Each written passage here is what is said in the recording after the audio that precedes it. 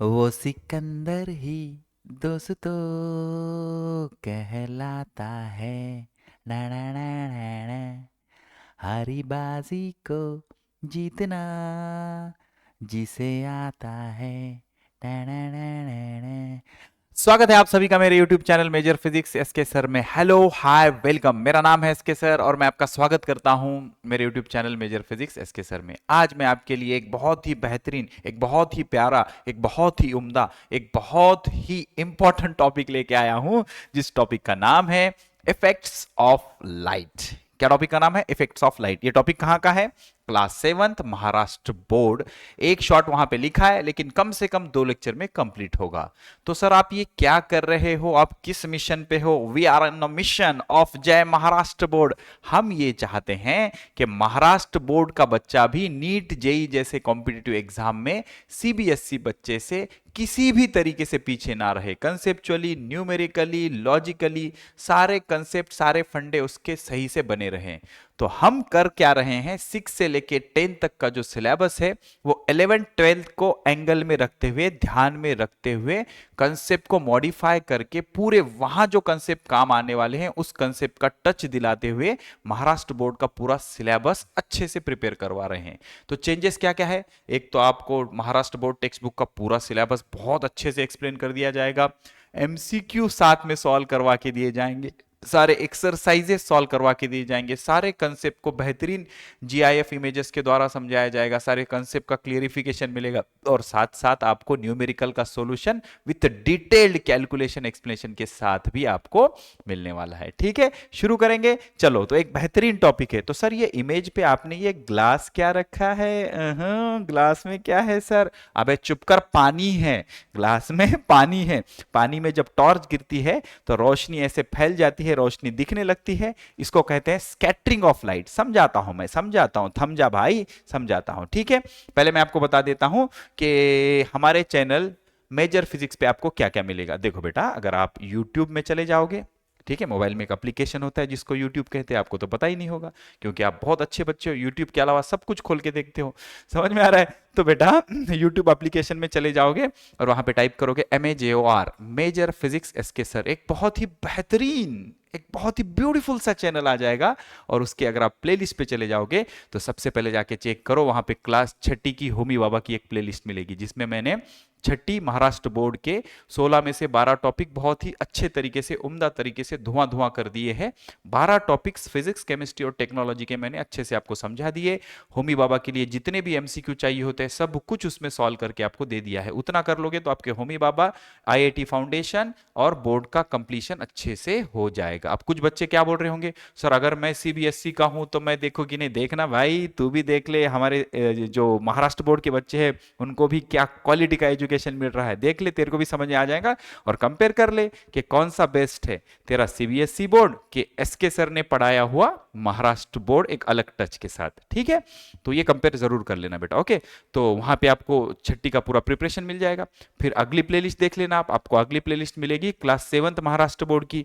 तो बेटा वो हम प्लेलिस्ट शुरू करते हैं। हम एक तरफ से इंडेक्स नहीं पढ़ाते क्योंकि हम जो मास्टर है ना वो फिजिक्स के मास्टर है, हमको फिजिक्स बहुत अच्छे से पढ़ाना आता है। तो पहले मैं क्या करता हूं, इस इंडेक्स के सारे फिजिक्स के टॉपिक करवाता हूं, फिर केमिस्ट्री, फिर थोड़े से टेक्नोलॉजी, इन्वायरमेंट के टॉपिक करा देता हूं। बायोलॉजी के टॉपिक मैं नहीं कराता भाई, तौबा तौबा तौबा, मेरे को बायोलॉजी पढ़ाना नहीं आती और मेरे को सीखना भी नहीं है। मैंने देखा यूट्यूब पे कोई भी आ रहा है फिजिक्स का मास्टर बायो पढ़ा रहा है, कुछ बड़ा मेरे को वो अच्छा भी पढ़ाते होंगे भाई, हमें किसी को नाम नहीं रखना। वेरी गुड, अच्छा करो और अच्छा करो, लेकिन मुझे नहीं पढ़ाना। मैं तो सिर्फ फिजिक्स और केमिस्ट्री दो ही अच्छे से आपको, साइंस का पढ़ा दूंगा, टेक्नोलॉजी भी पढ़ा दूंगा, बायो आप खुद से पढ़ लेना। ओके, मुझे पता है मेरे बच्चे बहुत स्मार्ट है, बहुत होशियार है, बायोलॉजी तो ऐसे ही पढ़ लेंगे वो, या फिर और भी यूट्यूब चैनल होंगे जहां से जाके आप बायोलॉजी अच्छे से पढ़ सकते हो। देखो भाई अपना अपना, ठीक है। तो ये जो प्लेलिस्ट शुरू हुई थी हमारी क्लास 7 की, उसमें पहला टॉपिक मैंने ये पढ़ाया था, मेजरमेंट ऑफ फिजिकल क्वांटिटी। इसके 2 लेक्चर मिल जाएंगे आपको। मोशन, फोर्स एंड वर्क, इसके भी 2 लेक्चर मिल जाएंगे। स्टैटिक इलेक्ट्रिसिटी एक बहुत बड़ा टॉपिक था, इसके 3 लेक्चर मिलेंगे। हीट के भी आपको 3 लेक्चर मिलेंगे। अब यहां से हमने सीधा जंप किया। क्यों जंप किया? क्योंकि डिजास्टर मैनेजमेंट कोई फिजिक्स का टॉपिक है नहीं, तो हम ढूंढते गए ढूंढते गए ढूंढते गए, तो हमको यहां मिला एक केमिस्ट्री, सॉरी फिजिक्स का टॉपिक। तो ये इफेक्ट्स ऑफ लाइट का लेक्चर नंबर 1 है। ठीक है, मैं कोशिश करूंगा कि इसको 2 पार्ट में ही खत्म करूं, लेकिन अगर नहीं हुआ तो 3 पार्ट में करेंगे, किसके घर का क्या जा रहा है। ओके, अब उसके बाद साउंड पढ़ाएंगे, उसके बाद ये पढ़ाएंगे, उसके बाद ये पढ़ाएंगे। ये 8 टॉपिक कंप्लीट करने के बाद फिर केमिस्ट्री लेंगे, फिर देखेंगे इसमें के कौन कौन से हम पढ़ा सकते हैं। तो मेरा प्लान है कि लगभग मैं इसमें के टोटल 15 टॉपिक आपको बहुत अच्छे से समझा सकता हूं, जो कि मैं समझा दूंगा। ठीक है, अच्छा चलो शुरू करते हैं आज का बेहतरीन टॉपिक। तो आज का जो टॉपिक है उसका नाम है effects of light. Effect of light, ठीक है, ध्यान से सुनो। लाइट मतलब एक ऐसी एनर्जी का फॉर्म जिससे हम चीजों को देख सकते हैं, उसको क्या बोलेंगे, लाइट। अगर आप 11th-12th में लाइट पढ़ रहे होंगे तो मैं आपको कुछ हिस्ट्री बता देता हूं। देखो बेटा कि भाई सर हम जिससे देख सकते हैं उसको लाइट बोलते हैं, तो इस लाइट के बारे में अलग अलग साइंटिस्ट का ओपिनियन क्या है। देखो न्यूटन का यह कहना था, न्यूटन बहुत बड़े साइंटिस्ट है, न्यूटन का यह कहना था कि लाइट किससे बनी है, पार्टिकल से बनी है, छोटे छोटे पार्टिकल से बनी है। रफ आइडिया समझा रहा हूं मैं आपको। ओके, उसके बाद और एक साइंटिस्ट थे जिनका नाम था हाइजीन। ये आप सिर्फ सुनो, हाइजीन। हाइजीन एक साइंटिस्ट थे जिनका कहना था लाइट वेव से बनी है, तरंगों से बनी है। और एक साइंटिस्ट थे जिनका नाम था मैक्सवेल। मैक्सवेल, इनका यह कहना था कि लाइट जो है वो इलेक्ट्रोमैग्नेटिक वेव से बनी है, इलेक्ट्रोमैग्नेटिक वेव से बनी है। और एक साइंटिस्ट, इलेक्ट्रोमैग्नेटिक वेव्स मैंने पिछले टॉपिक में आपको पढ़ाया। इलेक्ट्रोमैग्नेटिक वेव्स मतलब रेडिएशंस जिसको प्रोपगेट होने के लिए मीडियम की जरूरत नहीं होती। और इलेक्ट्रोमैग्नेटिक वेव्स के अपोजिट कौन से रहते हैं, मैकेनिकल वेव्स। जैसे कि मेरा बोलना एक वेव्स है, आपको सुनाई कब देगा, जब मीडियम होगा तभी सुनाई देगा, बिना मीडियम के सुनाई नहीं देगा। तो इसका यह कहना था। और जो और एक साइंटिस्ट थे जिनका नाम था डी ब्रॉगली। इन भाई साहब की कहानी बहुत इंटरेस्टिंग है, जो मैं अभी आपको नहीं बता सकता क्योंकि मुझे पढ़ाना भी है बेटा। तो डी ब्रॉगली, इनका यह कहना था कि लाइट का जो नेचर है वो ड्वेल होता है, ड्वेल, 2 in 1, मतलब लाइट पार्टिकल की तरह काम करती है और जरूरत पड़ने पर लाइट वेव का भी काम करती है। तो सिर्फ ये आपके इंट्रोडक्शन के लिए था, मोटा मोटा दिमाग में रहने दो। भाई न्यूटन ने लाइट को पार्टिकल बोला था, मतलब लाइट छोटे छोटे कणों से बनी है। और हाइजीन ने बोला था कि लाइट तरंग है, वेव से बनी है। और मैक्सवेल ने बोला था कि लाइट एक स्पेशल तरह का वेव्स है जिसको इलेक्ट्रोमैग्नेटिक वेव्स कहते हैं, जिसको प्रोपगेशन के लिए मीडियम की जरूरत नहीं होती। और एक डी ब्रॉगली करके बहुत बड़े साइंटिस्ट थे, इनका यह मानना था कि लाइट का ड्वेल नेचर है, दोगलापन है लाइट में। लाइट कभी पार्टिकल की तरह काम करती है, कभी वेव्स की तरह काम करती है। ठीक है, अच्छा अब ये जो हमारे टॉपिक का नाम है वो है इफेक्ट ऑफ लाइट। तो लाइट में कौन कौन से इफेक्ट होते हैं मैं आपको मोटा मोटा समझा देता हूं, फटाफट ध्यान से सुनो। एक होता है, ध्यान से सुनो, रिफ्लेक्शन। रिफ्लेक्शन, लाइट में एक होता है रिफ्लेक्शन। ओके, रिफ्लेक्शन से पहले हम एक काम कर लेते हैं, अच्छे से समझा देता हूं, कोई गड़बड़ नहीं है क्योंकि बेटा सीखने के लिए सब कुछ चल रहा है। हमेशा याद रखो लाइट में एक प्रॉपर्टी होती है जिसको बोला जाता है रेक्टिलीनियर। रेक्टिलीनियर, ये एक्स्ट्रा की चीजें बता रहा हूं मैं, रेक्टिलीनियर प्रोपगेशन। याद रखो बेटा लाइट हमेशा ही सीधे लाइन में चलती है, इसको बोलते हैं रेक्टिलीनियर प्रोपगेशन। आप टॉर्च चालू करके देखो, टॉर्च से निकलने वाली लाइट हमेशा कैसे जाएगी, सीधे जाएगी, कभी बेंड होगी क्या, कभी नहीं। तो लाइट हमेशा सीधे लाइन में जाती है, उसको बोलते हैं रेक्टिलीनियर प्रोपगेशन। और जिस पाथ पे लाइट चलती है उसको बोलते हैं रे ऑफ लाइट। जिस पाथ पे लाइट चलती है उसको बोलेंगे रे ऑफ लाइट। लाइट हमेशा कैसे चलेगी, सीधा चलेगी, तो सीधा चलने को प्रॉपर्टी को बोलते हैं रेक्टिलीनियर प्रोपगेशन। तो लाइट का पाथ मैं ऐसे एरो से बता सकता हूं। ठीक है, उसके बाद लाइट का और एक फिनोमिनॉन होता है, हमारे टॉपिक का नाम क्या है, effects of light. Effects of light, तो लाइट का एक फिनोमिनन होता है जिसको बोलते हैं रिफ्लेक्शन। क्या बोलते हैं बेटा, रिफ्लेक्शन। मतलब अगर लाइट किसी एकदम प्लेन स्मूथ सरफेस पे गिरती है तो ऐसे अगर गिर गई, इसको बोलते हैं इंसिडेंट लाइट, तो ऐसे वापस चली जाती है। तो गिर के उसी मीडियम में वापस जाना इसको बोलते हैं रिफ्लेक्शन।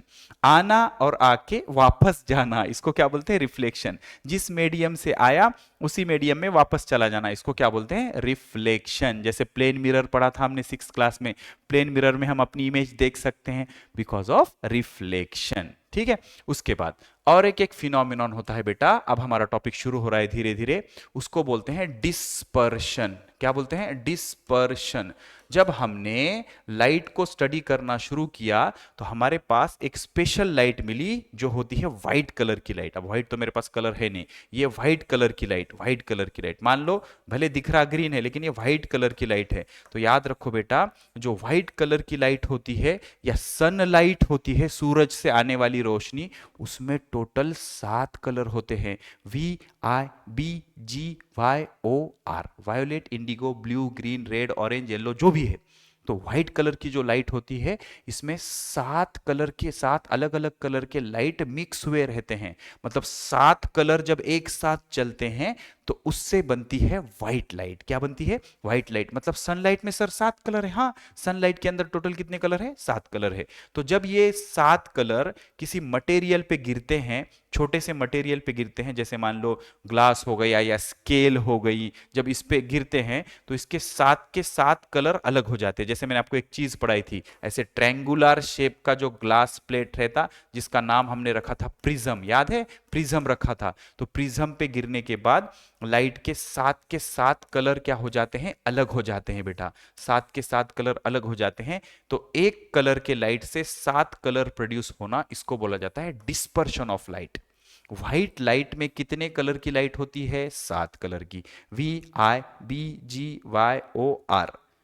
तो अगर लाइट प्रिज्म जैसे, प्रिज्म मतलब ट्रायंगुलर शेप का ग्लास, इस पे अगर लाइट गिरती है तो उसके 7 कलर अलग अलग हो जाते हैं। तो अलग होना एक अलग बात है, लेकिन जब लाइट के व्हाइट कलर से 7 कलर बनते हैं, इस फिनोमिनॉन को बोला जाएगा डिस्पर्शन। मतलब एक कलर के, जैसे रेनबो बनना, रेनबो क्या है? व्हाइट लाइट के 7 कलर का कन्वर्जन है। रेनबो कब गिरता है? रेनबो कब बनता है? जब बारिश होती है। तो बारिश की बूंदें हवा में होती है, तो सूरज जब निकलेगा तो उन बूंदों से लाइट पास होने के बाद एक कलर के क्या बन जाएंगे? 7 कलर। तो सिंपल जान दो, बाकी का सब जाने दो, सिंपल याद रखो, व्हाइट लाइट के 7 कलर बनना, इसको कहते हैं डिस्पर्शन ऑफ लाइट। क्या कहते हैं? Dispersion of light. और एक फिनोमिनॉन पढ़ना है, वैसे तो बहुत होते हैं, अब चैप्टर शुरू करते हैं हम। एक होता है scattering of light. Scattering in Marathi called पसरने, पसरने, फैल जाना। फैलने को क्या कहते हैं? स्कैटरिंग। जैसे तुम रिश्तेदार के पास चले गए तो कैसे फैल जाते हो, जगह मिली कि फैल जाते हो, सो जाते हो। तो वैसे ही लाइट में एक प्रॉपर्टी होती है फैल जाने की, इस प्रॉपर्टी को बोलते हैं स्कैटरिंग। तो स्कैटरिंग कब होती है? जब लाइट ना बेटा, जब लाइट छोटे छोटे पार्टिकल पे गिरती है, स्मॉलर पार्टिकल पे, बहुत छोटे छोटे पार्टिकल पे, बहुत स्मॉलर टाइनी पार्टिकल, टाइनी मतलब बहुत छोटे, टाइनी पार्टिकल्स पे जब लाइट गिरती है, लाइट जब बहुत छोटे टाइनी पार्टिकल्स पे गिरती है तो गिरने के बाद वहां से फैल जाती है, स्प्रेड होती है। इस फिनोमिनॉन को क्या बोलते हैं? इस फिनोमिनॉन को बोलते हैं स्कैटरिंग। तो सीधे लाइन में जाना रेक्टिलिनियर प्रोपगेशन, गिर के वापस जाना रिफ्लेक्शन, एक कलर के लाइट के 7 कलर बनना डिस्पर्शन, और छोटे छोटे पार्टिकल पे गिरने के बाद फैल जाना, इसको बोलेंगे स्कैटरिंग। ठीक है, इतने बेसिक नॉलेज पढ़ने के बाद अब हमारे टॉपिक को हम शुरू करते हैं, यहां चलते हैं। लेटस रिकॉल, ये हमने क्लास 6 में ऑलरेडी पढ़ा है। क्या पढ़ा है भाई? देखो मैंने अभी बताया था आपको, व्हाट इज दिस, क्या है ये? मास्टर, ये प्रिज्म है, प्रिज्म आपने बताया था मास्टर। ग्लास प्लेट को जोड़ के अगर उसको ट्रायंगुलर शेप में हम बना दे, कुछ ऐसे, जैसे कि मान लो ये एक कांच की प्लेट है, ये एक कांच की प्लेट है, ऐसे जोड़ दिया, ऐसे जोड़ दिया, और नीचे एक कांच की प्लेट रख दी, तो सामने से देखेंगे तो ये तो ट्रायंगल दिखेगा ऐसे। समझ में आ रहा है? तो इधर से मैंने ये क्या डाली इस पे? मास्टर, ये तो सफेद कलर की लाइट दिख ली, सफेद दिख ली, व्हाइट कलर की लाइट दिख रही, तो है क्या ये? This is a white light. अब ये व्हाइट लाइट में क्या होते हैं? टोटल 7 कलर होते हैं। तो जैसे ही मैंने इसको प्रिज्म पे डाला तो यहां पे इसके 7 कलर अलग हो गए, मतलब व्हाइट लाइट के 7 कलर बन गए। मतलब यहां पे क्या हुआ? डिस्पर्शन हुआ। किसका? लाइट का। तो लाइट के व्हाइट कलर के 7 अलग अलग कलर मिलने को क्या बोला जाता है? डिस्पर्शन बोला जाता है। ठीक है, वही डायग्राम यहां पे बता रहा हूं मैं आपको। ये क्या है भाई? This is a white light. White light को जब हम कांच के प्रिज्म पे डालेंगे तो व्हाइट लाइट स्प्लिट हो जाएगी और 7 अलग अलग कलर मिलेंगे। जैसे देखो, violet, indigo, blue, green, yellow, orange, red. VIBGYOR, VIBGYOR, समझ में आ रहा है? तो व्हाइट लाइट के 7 अलग अलग कलर बन जाना, इस फिनोमिनन को बोला जाता है डिस्पर्शन। तो जब व्हाइट लाइट किसी ग्लास प्रिज्म पे गिरती है तो 7 के 7 कलर अलग अलग हो जाते हैं, इस फिनोमिनन को बोला जाएगा डिस्पर्शन। देखो यहाँ पे बहुत ही बेहतरीन तरीके से मैंने एक GIF डाल दी है। ऊपर कौन सा कलर है? रेड। सबसे नीचे कौन सा है? वायोलेट। अब ये जो बनाना बेटा, ये जो होता है, ये इतनी ही लाइट, ये इतने ही वेव्स हम आंखों से देख सकते हैं, इसीलिए इनको बोला जाता है विजिबल स्पेक्ट्रम। क्या बोला जाता है? Visible spectrum. व्हाइट लाइट में टोटल कितने कलर होते हैं? 7 कलर होते हैं। ये 7 कलर ही लाइट के हम देख सकते हैं, बाकी हम आंखों से नहीं देख सकते, इसलिए इनको बोला जाता है विजिबल स्पेक्ट्रम, क्योंकि इतने ही लाइट के कलर हमको दिखाई देते हैं। तो जब व्हाइट लाइट प्रिज्म पे गिरी, उसका डिस्पर्शन हुआ, उसके 7 अलग अलग कलर बन गए, VIBGYOR, VIBGYOR। ठीक है?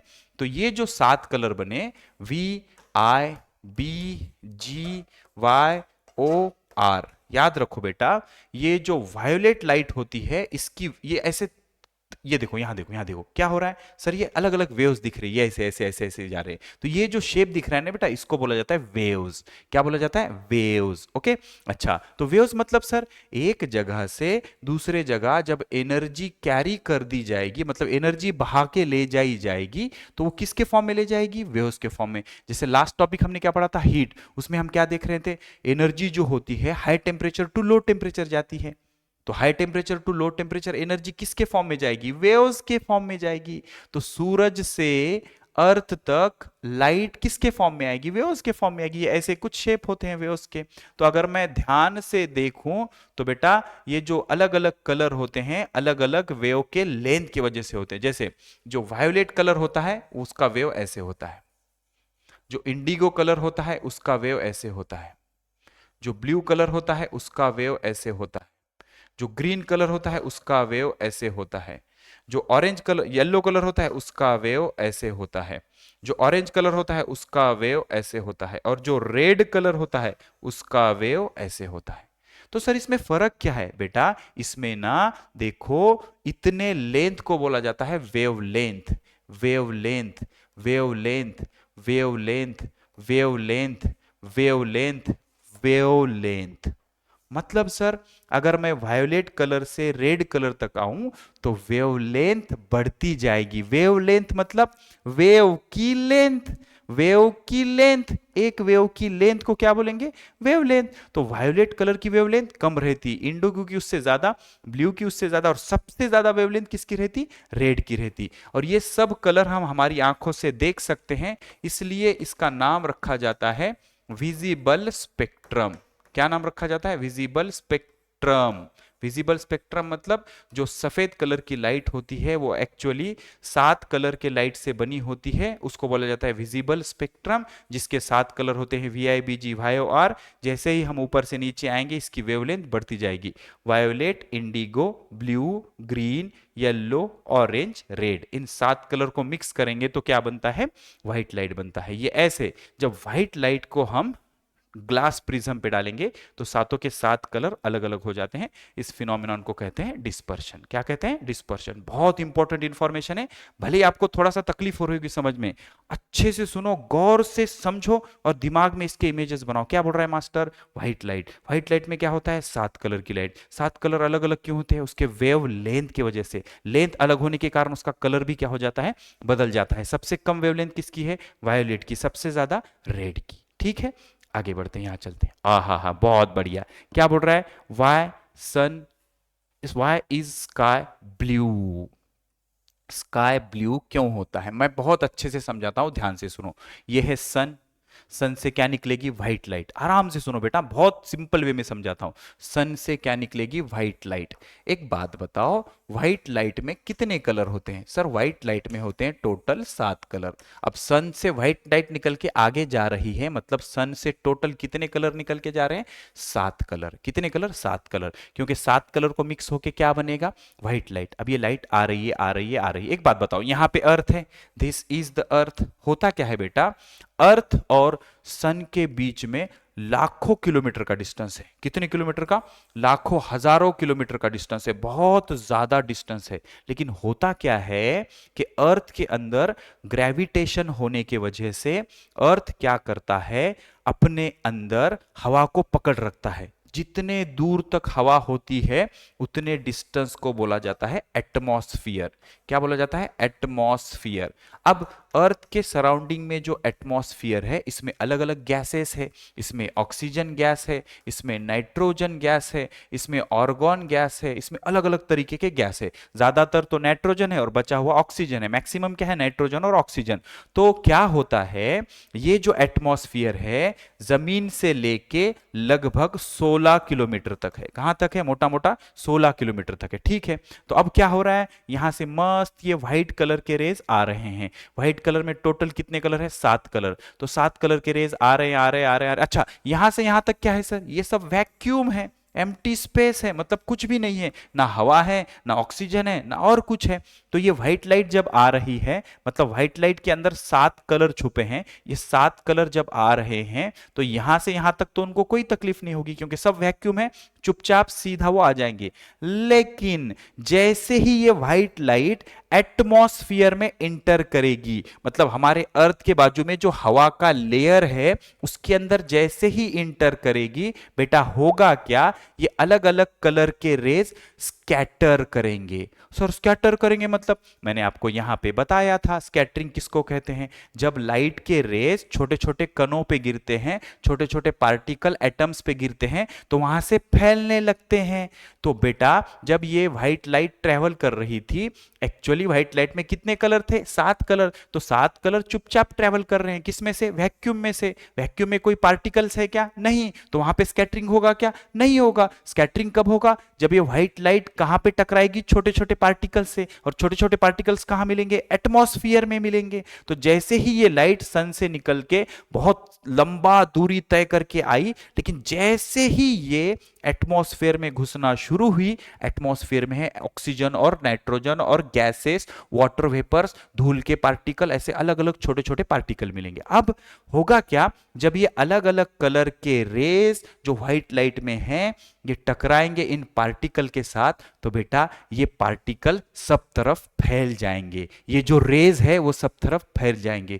तो क्या सर सारे रेज की स्कैटरिंग की एबिलिटी सेम होती है? नहीं, सबसे ज्यादा एबिलिटी होती है वायोलेट लाइट की। लेकिन होता क्या है, वायोलेट लाइट हमको क्लियरली दिखाई नहीं देता। तो हम ये मानते हैं कि सबसे ज्यादा जो स्कैटरिंग की एबिलिटी होती है वो ब्लू कलर के लाइट की होती है। किसकी होती है? ब्लू कलर के लाइट की। तो ये 7 रेज जब एटमॉस्फेयर में इंटर हुए तो सबसे ज्यादा कौन से रेज स्कैटर होके फैल गए? ब्लू कलर के। और बाकी सारी रेज कहां पे पहुंच गए? अर्थ पे पहुंच गए। देखो ग्रीन अर्थ पे आ गया, येलो अर्थ पे आ गया, ऑरेंज अर्थ पे आ गया और रेड भी अर्थ पे आ गया। लेकिन जब हम जमीन से देख रहे हैं, हम यहां पे हैं, हम यहां पे हैं, हम जब जमीन से देख रहे हैं तो हमको ये चारों तरफ कौन सा कलर का दिखाई दे रहा है? ब्लू कलर दिखाई दे रहा है। क्यों? क्योंकि ब्लू कलर ज्यादा स्कैटर होता है। सबसे ज्यादा कौन स्कैटर होता है? Blue colour. और मास्टर ब्लू कलर कहां से आया? अबे जो सनलाइट निकली वो कौन सी लाइट थी? White light. व्हाइट लाइट में कितने कलर रहते? 7 कलर रहते।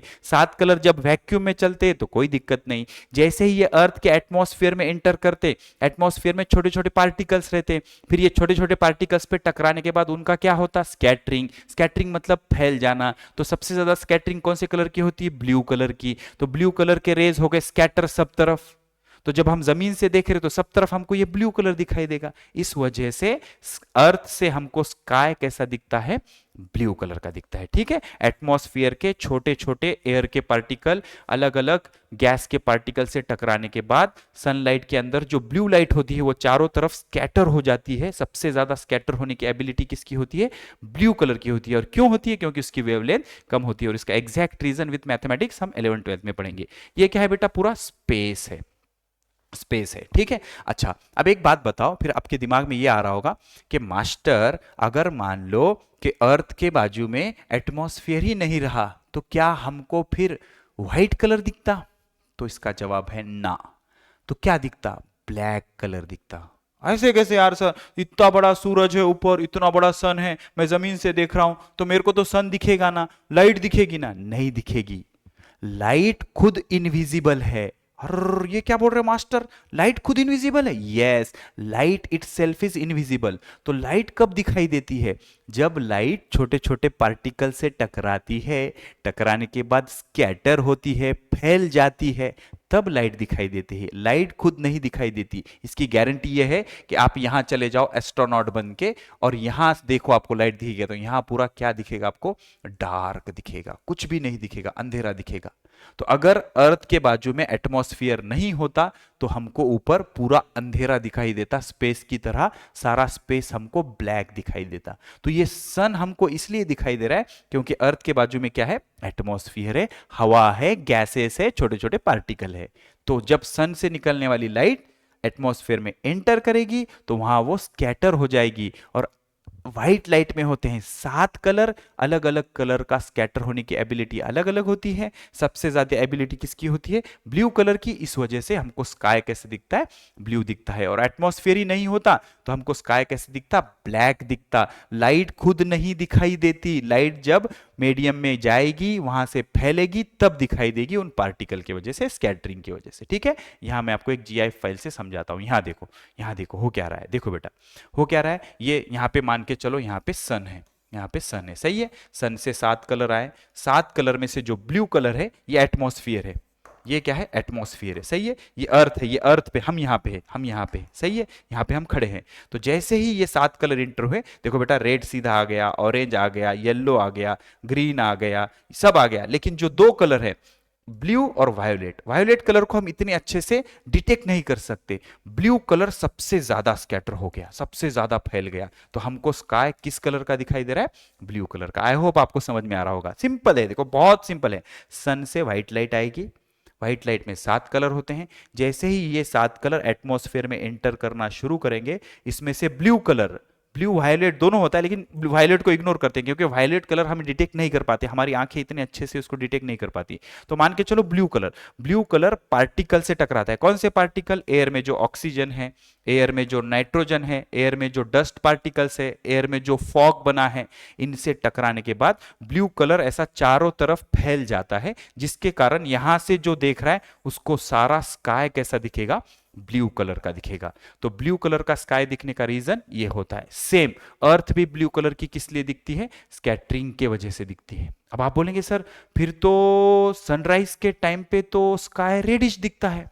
सनराइज के टाइम पे स्काई रेडिश दिखता है। अभी तो आप बड़ा बड़ा फेंक रहे थे, बोले स्काई ब्लू दिखेगा, स्काई ब्लू दिखेगा। तो बेटा उसका अलग रीजन होता है। तो क्या रीजन होता है? अभी समझाता हूं, अभी समझाता हूं, ध्यान से सुनो, ध्यान से सुनो। मान के चलो, मान के चलो कि ऐसा कुछ अरेंजमेंट है, समझना बेटा। यहां पे ना ये रहा अर्थ, ये क्या रहा? अर्थ। ठीक है, अच्छा आपको ये समझ में आ गया अर्थ क्यों ब्लू दिखती? क्योंकि मैक्सिमम जो कलर स्कैटर होता वो ब्लू रहता व्हाइट लाइट में का, इस वजह से अर्थ भी ब्लू दिखती और स्काई भी क्या दिखता? ब्लू दिखता। सिंपल है। अच्छा और एक रीजन है अर्थ ब्लू दिखने का, जो ओशन का पानी रहता ना बेटा, पानी भी ब्लू दिखता। पानी क्यों ब्लू दिखता? जब व्हाइट लाइट पानी पे गिरेगी तो पानी पे टोटल कितने कलर गिरेंगे? 7, VIBG YOR। तो वो पानी क्या करता? मैक्सिमम कलर एब्सॉर्ब कर लेता, सिर्फ ब्लू को रिफ्लेक्ट करता। वो पानी सिर्फ ब्लू को रिफ्लेक्ट करता। तो हम जब बाहर से देखेंगे तो हमको पानी से ब्लू कलर आता हुआ दिखेगा, इस वजह से वो पानी भी क्या दिखता है? ब्लू कलर का दिखता है। ठीक है, इस वजह से अर्थ क्या दिखेगी? ब्लू दिखेगी, क्योंकि ब्लू कलर स्कैटर सबसे ज्यादा होता है, फैलता सबसे ज्यादा है। अच्छा सर आप सनसेट और सनराइज की बात कर रहे थे। देखो मान के चलो कि ये सन यहां पे, सन यहां पे, ठीक है, सन यहां पे, कोई दिक्कत नहीं सर। आप यहां पे खड़े हो, यहां पे खड़े हो, सही है सर, कोई दिक्कत नहीं। ये एटमॉस्फेयर है, ये एटमॉस्फेयर है। तो जब सन राइज हो रहा है, जस्ट सन राइज हो रहा है, तो धीरे धीरे सन ऊपर आ रहा है, धीरे धीरे सन ऊपर आ रहा है, ऐसे मान के चलते हैं हम। ये सन राइज हो रहा है, ठीक है। तो जैसे ही सन यहां पे आया, सन यहां पे पहुंचा, तो सन से निकलेगी व्हाइट लाइट। सन से क्या निकलेगी? White light. तो ये व्हाइट लाइट निकली, ये मान लो ये व्हाइट लाइट है, ऐसे करके हमारे आंखों तक पहुंचने वाली है। तो दिक्कत यह है बेटा, जब सन राइज होता है तो सन के निकलने वाले रेज को बहुत ज्यादा डिस्टेंस एटमॉस्फेयर में ट्रेवल करना पड़ रहा है। तो अभी अभी मास्टर ने बताया, जैसे ही रेज एटमॉस्फेयर में एंटर करते हैं, उसमें का ब्लू कलर पूरी तरफ फैल जाएगा। ब्लू कलर पूरी तरफ फैल जाएगा। तो सबसे ज्यादा फैलने की एबिलिटी किस में होती है? ब्लू कलर में। और सबसे कम फैलने की एबिलिटी किस में होती है? रेड कलर में। रेड कलर बिल्कुल स्कैटर नहीं होता, सबसे ज्यादा स्कैटर कौन होता है? Blue colour. तो होगा क्या, होगा क्या, ये जो व्हाइट लाइट इसमें एंटर की, इसमें टोटल कितने कलर है? 7 कलर। तो इसमें का जो ब्लू कलर है वो इधर ही स्कैटर हो जाएगा, इधर स्कैटर हो जाएगा, इधर स्कैटर हो जाएगा, ऐसे फैल जाएगा। तो टोटल कितने कलर रहते हैं? VIBGYOR। तो violet, indigo, blue, green, orange, yellow, ये सब स्कैटर हो जाएंगे। बस एक कलर होगा जो ज्यादा स्कैटर नहीं होगा, वो हमारे आंखों तक पहुंचेगा। इसलिए हमको ये स्काई कैसे दिखता है? रेडिश कलर का दिखता है, लाल कलर का दिखता है। क्यों? क्योंकि सन राइज होते वक्त और सन सेट होते वक्त रेज को बहुत दूर का डिस्टेंस ट्रेवल करके हमारी आंखों तक जाना होता है।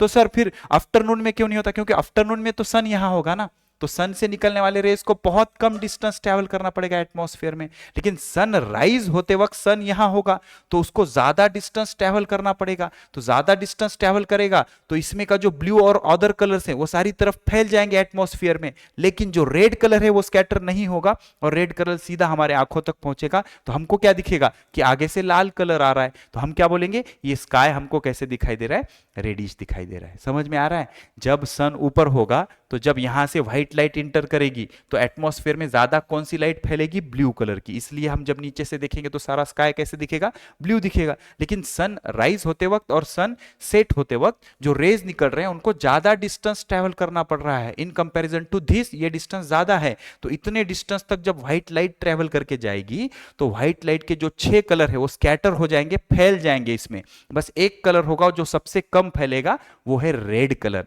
तो रेड कलर आखिरी तक पहुंचेगा और हमारे आंखों में कौन सा कलर जाएगा? Red colour. इसलिए हम क्या बोलेंगे कि स्काई कैसा दिख रहा? रेडिश दिख रहा। ठीक है, यहां देखो आपको बताया गया है। देखो क्या हो रहा है, ये सनराइज हो रहा है, सन ऊपर आ रहा है, हम यहां से देख रहे हैं, ये अर्थ है, ये क्या है? This is the earth. हम यहां से इसको देख रहे हैं। तो सनराइज होते वक्त इससे निकलने वाले जो 7 कलर है वो आगे जाने की कोशिश कर रहे हैं। देखो ब्लू स्कैटर हो गया, फैल गया, वायोलेट स्कैटर हो गया, फैल गया, येलो भी स्कैटर हो गया, फैल गया, ऑरेंज भी स्कैटर हो गया, फैल गया। बस एक कलर है जो सबसे कम स्कैटर हुआ, जो सबसे आखिरी तक टिका। तो हमारी आंखों तक कौन पहुंचा? Red colour. तो हमको क्या दिखेगा? ये सारा स्काई यहां का इस तरह का रेडिश कलर का दिखेगा। आई होप आपको चीजें समझ में आ रही होंगी। ठीक है, what is a scattering of light?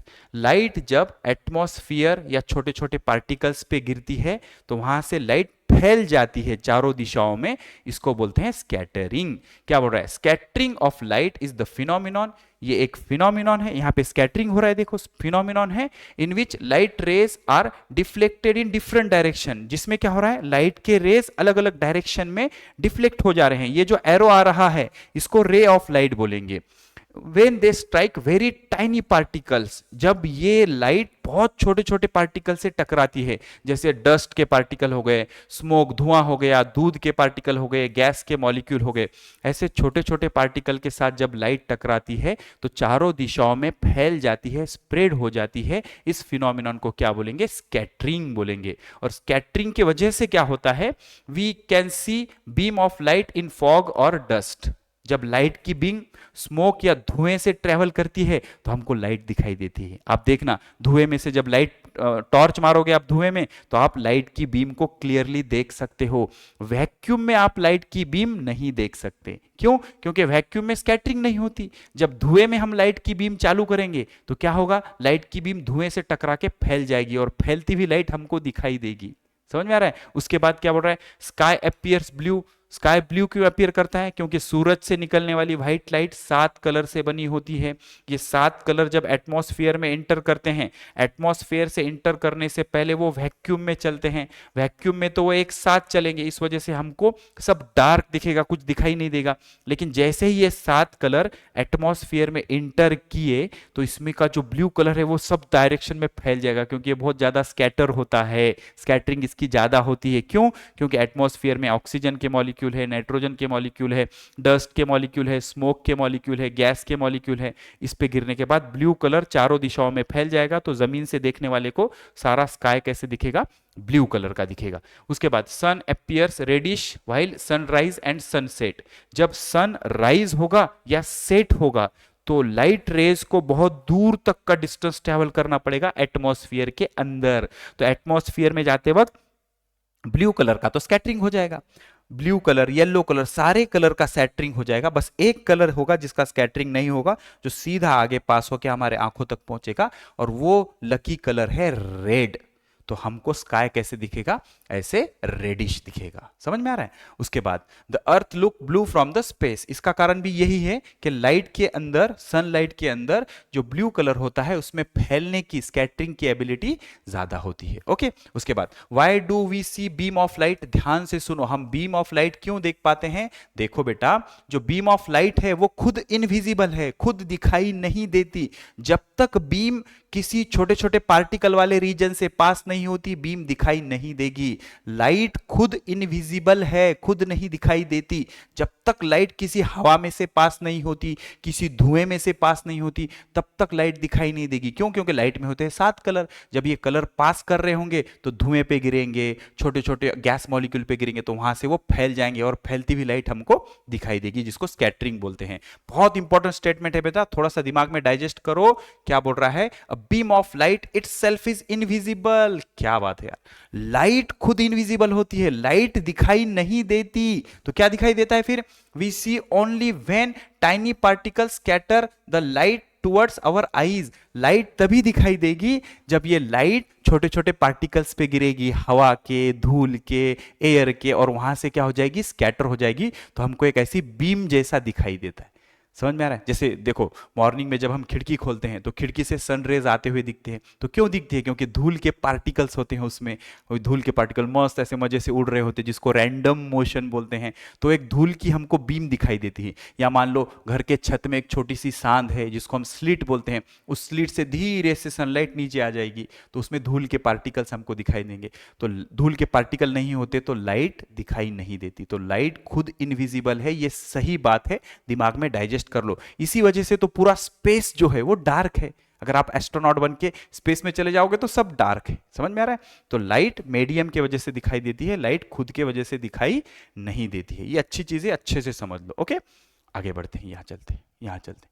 देखो, एक एक्सपेरिमेंट करेंगे। ये जो वीडियो हुआ था ना, बहुत वायरल हुआ था ये वीडियो, इस पे बहुत शॉर्ट वीडियोस बने थे। एक क्लीन ग्लास का वाटर, का ग्लास वाटर है, क्लीन ग्लास वाटर है, एक कांच के ग्लास में क्लीन पानी लिया गया था और उसमें लाइट रेस डाले गए थे, लाइट की ऐसी लेजर की बीम डाली गई थी। जब हम उसमें हल्दी डालेंगे, टर्मरिक डालेंगे, तो अलग अलग कलर दिखते थे। तो टर्मरिक डालने के बाद अलग अलग कलर क्यों दिखते थे, और टर्मरिक डालने से पहले कलर क्यों नहीं दिखते थे? टर्मरिक डालने से पहले ये क्लीन वाटर था, क्लीन वाटर में कोई भी पार्टिकल्स नहीं होते। तो जब हम इस पे लाइट, बीम ऑफ लाइट डालेंगे ये ऐसे, तो लाइट की बीम स्कैटर नहीं होगी। लाइट की बीम स्कैटर कब होती है? जब वो छोटे छोटे पार्टिकल्स पे गिरती है। तो क्लीन वाटर में कोई भी छोटे छोटे पार्टिकल्स नहीं होते, क्योंकि क्लीन वाटर में पार्टिकल्स नहीं होते। अब इसमें जब हमने टर्मरिक डाली, हल्दी डाली, तो हल्दी डालने के बाद हल्दी पानी में इनविजिबल है, मतलब उसमें डिसॉल्व होती है क्या? नहीं, इनविजिबल नहीं, सॉरी, उसमें डिसॉल्व नहीं होती हल्दी। तो हल्दी के छोटे छोटे मॉलिक्यूल्स नीचे आते हैं। तो जब ये लाइट इन हल्दी के मॉलिक्यूल्स पे गिरेगी तो वहां से स्कैटर होगी और उसके अलग अलग कलर अलग अलग हो जाएंगे। क्यों? क्योंकि व्हाइट लाइट में क्या होता है? 7 कलर होता है, इस वजह से ये कलरफुल पैटर्न इसमें दिखाई देता है। तो सेम एक्टिविटी यहां पे हम करेंगे। क्या करने वाले हैं? हम एक ग्लास लेंगे, ग्लास में पहले क्लीन वाटर लेंगे, क्लीन वाटर में ऐसे जो टॉर्च है, टॉर्च की लाइट इसमें डाल के देखेंगे, तो इसके अंदर कोई भी लाइट हमको दिखाई नहीं देगी। लेकिन जैसे ही हमने उसमें कुछ इनसॉल्युबल सब्सटेंस डाला, जैसे हल्दी हो गया, मिल्क हो गया, दूध हो गया, दूध में भी छोटे छोटे पार्टिकल होते हैं, या थोड़ी सी मिट्टी डाल दी, तो क्या हो जाएगा? उस छोटे छोटे पार्टिकल पे लाइट गिरने के बाद स्कैटर होना शुरू हो जाएगी और हमको लाइट के अलग अलग कलर दिखाई देंगे। ओके, एक्टिविटी पढ़ लेता हूं मैं। To show light is visible only when it is scatter. हमें यह बताना है इस एक्सपेरिमेंट से कि लाइट तभी विजिबल होती है जब उसमें स्कैटरिंग होता है। एपरेटस क्या है? एक ग्लास का कंटेनर लेना है, एक लेजर लेना है, लेजर मतलब जिसके लाइट की बीम निकलेगी, पानी लेना है, मिल्क या मिल्क पाउडर लेना है, ड्रॉपर लेना है, ड्रॉप करने के लिए, और स्पून, एक चमचा लेना है। प्रोसीजर क्या करना है? Take a clean water in a glass beaker. एक कंटेनर में कांच के क्लीन वाटर लो, pass a laser beam through it water. तो इस लेजर बीम में से क्या करो? इस पानी में से लेजर बीम पास करो। जैसे ऐसे कंटेनर लो, इसमें ये क्लीन वाटर है, इसमें से क्या करो? लेजर बीम पास करो। तो बेटा होगा ये, क्लीन वाटर से पास होते वक्त हमको लेजर बीम दिखाई नहीं देगी, क्योंकि क्लीन वाटर में कोई भी पार्टिकल नहीं होते। हमारे पास 2 तरह के मटेरियल होते हैं, transparent, opaque. Transparent, opaque. Transparent मतलब कांच के जैसे, जिसमें से लाइट आर पार जा सकती है, और ओपेक मतलब जिसमें से लाइट आर पार नहीं जा सकती। तो ये कांच ट्रांसपेरेंट है, क्लीन वाटर ट्रांसपेरेंट है, तो इसमें से लाइट सीधा पास हो जाएगी, हमको दिखेगी भी नहीं। इसका बेस्ट एग्जांपल, कभी आप गैलरी पे चले जाओ, गैलरी के जो डोर होते हैं ना, मोबाइल गैलरी बहुत सजाए हुए होते हैं, कांच के बने होते हैं, बहुत बार हम जाके टकरा जाते हैं, फिर हमको अरे यहाँ तो कांच का डोर लगा है। समझ में आ रहा है? क्योंकि हमको कांच कांच का जो ग्लास होता है, समझ में आ रहा है, या डोर होता है, उसके आर पार का दिखाई देता है, वो डोर दिखाई देता है क्या? नहीं। सेम लाइट का ऐसे भी होता है। समझ में आ रहा है? तो light it self is invisible. तो क्लीन वाटर से जाते वक्त लाइट हमको दिखाई नहीं देगी, क्योंकि क्लीन वाटर में कोई पार्टिकल्स नहीं है जिसमें लाइट की स्कैटरिंग हो पाए। लाइट तभी दिखाई देगी जब उसकी स्कैटरिंग होगी। जैसे ये क्लीन वाटर है, तो इसमें से लाइट जाते वक्त कोई स्कैटरिंग नहीं हुई, तो लाइट हमको दिखाई नहीं देगी। Observe whether the beam is visible. आपको देखना है क्लीन वाटर में से जाते वक्त बीम विजिबल है क्या। Add few drops of milk, उसमें दूध डाल दो और उसको अच्छे से स्टीर करो, हिलाओ उसको, क्या हो जाएगा? पास लेजर बीम अगेन। अब क्या करो? दूध डालने के बाद लेजर बीम पास करो, तो बेटा आपको लाइट की बीम क्लियरली दिखाई देगी, क्योंकि दूध पानी में डिसॉल्व नहीं होता, उसके छोटे छोटे पार्टिकल्स होते हैं, जिसके कारण लाइट की स्कैटरिंग हो जाएगी और हमको लाइट की बीम क्लियरली दिखाई देगी। ऑब्जर्वेशन क्या है? ऑब्जर्वेशन ये है कि in clear water laser beam is not visible. Clear water में लेजर की बीम विजिबल नहीं होगी, क्योंकि क्लियर वाटर में स्कैटरिंग नहीं होगी। क्यों? क्योंकि क्लियर वाटर में पार्टिकल्स कहां से लाओगे स्कैटरिंग के लिए? ओके। उसके बाद इन मिल्की और स्लाइटली टर्बिड, टर्बिड इन मराठी काल गढूळ पानी, जिसमें छोटे छोटे पार्टिकल्स होंगे, the water beam becomes clearly visible. लेकिन जो टर्बिड, जो गंदा पानी होगा, जो ऐसा हल्दी डाला हुआ पानी होगा या दूध का पानी होगा, उसमें तो बीम क्लियरली दिखाई देगी, क्योंकि उसमें छोटे छोटे पार्टिकल्स होंगे। तो उस पर व्हाइट लाइट जब गिरेगी, या फिर जो भी बीम ऑफ लाइट गिरेगी, तो सब डायरेक्शन में फैल जाएगी। इससे कंक्लूजन ये निकला कि the beam of light become visible due to scattering by tiny milk particles. इससे कंक्लूजन ये निकला कि जो बीम ऑफ लाइट होती है, बीम ऑफ लाइट मतलब क्या? एक को बोलेंगे रे, और बहुत सारे होंगे तो उसको क्या बोलेंगे? Beam. This is beam of light, this is ray of light. Ray of light, beam of light, collection of ray of light is called as beam of light. तो बीम ऑफ लाइट तभी visible होगी जब उसमें scattering के लिए छोटे छोटे particles होंगे, तभी तो क्लीन वाटर में हमको बीम नहीं दिखाई दी, लेकिन टर्बिड वाटर में, जिसमें हमने मिल्क ऐड कर दिया है, टर्मरिक ऐड कर दी, तो उसमें हमको रे ऑफ लाइट या beam of light clearly visible हुई। तो कंक्लूजन ये निकला कि भाई बीम तभी विजिबल होगी जब लाइट की स्कैटरिंग होगी, और स्कैटरिंग के लिए क्या चाहिए? पार्टिकल्स। तो अगर आपने छोटे छोटे पार्टिकल्स प्रोवाइड कर दिए तो लाइट हमको विजिबल हो जाएगी बिकॉज ऑफ स्कैटरिंग। आगे चलते हैं, यहां देखो, ये बहुत ही इंटरेस्टिंग एक्टिविटी मैं आपको समझाता हूं। आपको एक लैंप ले लेना है, लैंप समझते हो? एक लैंप ले लेना है। लैंप कितने वाट का? 60 और 100 वाट का लैंप ले लेना है। उस लैंप को ब्लैक कागज से, काले कागज से कवर कर लेना है, और मेक श्योर करना है, जैसे ये मान लो ये लैंप है, ये लैंप है, इससे लाइट निकल रही है यहां से, इसको काले कागज से मैंने पूरा कवर कर लिया। अब कवर करने के बाद यहां जो कागज है उसमें छोटा सा होल करना है, बारीक सा होल करना है। तो उस होल में से क्या होगा? एक छोटा सा व्हाइट कलर का रे ऑफ लाइट निकलेगा, या छोटी सी व्हाइट कलर की बीम ऑफ लाइट निकलेगी। और आगे क्या करना है? एक पानी का कंटेनर रख देना है, पानी का कंटेनर रख देना है, उसमें थोड़ा सा दूध डाल के उसको हिला देना है। तो क्या होगा? यहाँ पे स्कैटरिंग होगा। अब एक बड़ी इंटरेस्टिंग चीज होगी, ये कंटेनर, ये कंटेनर ध्यान से सुनो, ये कंटेनर यहां रखा है, यहां पे मैंने एक व्हाइट बीम ऑफ लाइट इसमें पास की। एक कंटेनर, कंटेनर में पानी, पानी में दूध मिला हुआ है, मतलब छोटे छोटे पार्टिकल्स है। तो होगा क्या? मैं जब यहां पे व्हाइट लाइट पास करूंगा, तो बेटा जब मैं इसको साइड से देखूंगा तो ये मुझे ब्लू लगेगा, और जब मैं सामने से देखूंगा तो ये मुझे रेड लगेगा। मास्टर क्या बात कर रहे हो यार, सब सर के ऊपर से जा रहा है, कुछ भी समझ में नहीं आ रहा। ध्यान से सुनो, यहाँ पे व्हाइट लाइट का सोर्स है, ये कंटेनर है, ये व्हाइट लाइट आ रही है, इस पे गिरी व्हाइट लाइट। व्हाइट लाइट में कितने कलर है? 7 कलर। 7 कलर इस पानी में गिरे, तो पानी में क्या है? दूध के छोटे छोटे पार्टिकल, वहां से क्या होगा? स्कैटरिंग। स्कैटरिंग सबसे ज्यादा किसका होगा? ब्लू लाइट का। स्कैटरिंग सबसे ज्यादा किसका होगा? ब्लू लाइट का। तो ब्लू लाइट पानी में फैल जाएगी। स्कैटरिंग सबसे कम किसका होगा? रेड लाइट का। तो रेड लाइट आगे पास हो जाएगी, तो इधर से देखने वाले को क्या दिखेगा? रेड, और साइड से जो देख रहा है उसको क्या दिखेगा? ब्लू। इंटरेस्टिंग है, इंटरेस्टिंग है। तो सबसे ज्यादा स्कैटरिंग किसकी होगी? ब्लू की होगी। तो हमने एक टेबल लैंप ले लिया, कितने वॉट का? देखो, to study scattering of light and colour effect.